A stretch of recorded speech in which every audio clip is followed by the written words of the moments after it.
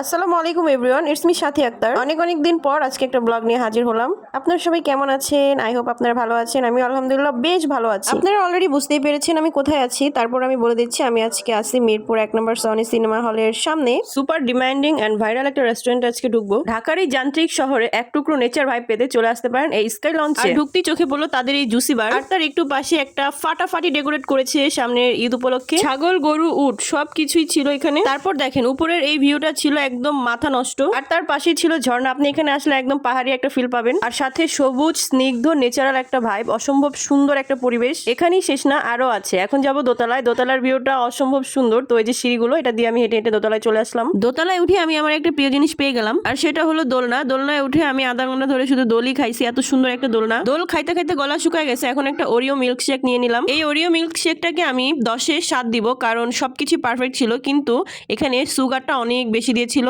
যেটা একদমই আমার ভালো লাগে না। মানে সুগারের একটা লিমিট থাকে, এটার কোনো লিমিটেশন ছিল না। এত এত এত পরিমাণে মিষ্টি ছিল এটা। এবার আসি দামে। এখানে তুলনামূলকভাবে খাবারের দাম একটু বেশি। এই মিল্কশেকটার দাম ছিল 280 টাকা। আমার কাছে একটু বেশি মনে হয়েছে, তবে রেস্টুরেন্টে যে পরিমাণে ডেকোরেশন করেছে, যতটা সুন্দর লাগছে সে অনুযায়ী ঠিক আছে, পয়সা উসুল। যাই হোক, খাওয়া দাওয়া শেষ করে এবার যাচ্ছি 3 তলা। এটা কিন্তু 3 তলা একটা রেস্টুরেন্ট। সো 3 তলার উপরে আরো আরো আরো সুন্দর সুন্দর চমক আছে। মানে 3 তলাটা ওয়ান অফ দ্য বেস্ট লেগেছে আমার কাছে। মানে কি বলবো, এক একটা ফ্লোর এক এক রকমের সুন্দর, একদম ভিন্ন ভিন্ন ডেকোরেট, কোনোটার সাথে কোনোটা মিল নাই। এখানে ফ্যামিলি পার্সন, ফ্রেন্ড পার্সন এবং গার্লফ্রেন্ড বয়ফ্রেন্ড আলাদা আলাদা জোন আছে। আর হ্যাঁ, এখানে 3rd ফ্লোরে কিন্তু বারবিকিউ জোন আছে। মানে এটাতে ঢোকার পর আপনি কোথাও একটা কোণা স্টে করতে পারবেন না, চুপচাপ বসে থাকতে পারবেন না। আপনার শুধু মন চাবে, ইচ্ছা করবে পুরাটা মানে ঘুরে ঘুরে দেখার জন্য।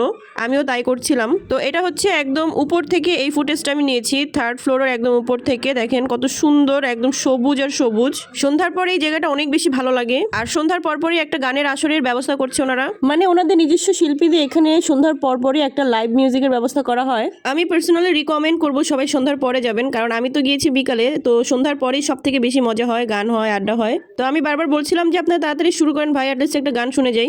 যাই হোক, ফাইনালি একটা গান শুনে এসেছি। আমি থাকতে থাকতে শুরু হয়ে গিয়েছিল। তো আজকে এ পর্যন্তই। আমার পুরোটা ব্লগ কেমন লেগেছে অবশ্যই জানাবেন, এবং আপনারাও যাবেন। বের হয়ে দেখি রাস্তার অবস্থা একদম 12টা, প্রচুর জ্যাম আর অনেক গরম। সারাটা বিকেল খুব সুন্দর একটা সময় কেটেছে, এটুকু কষ্ট মেনে নেওয়াই যায়, এটা কোনো ব্যাপার না। Tata, bye bye.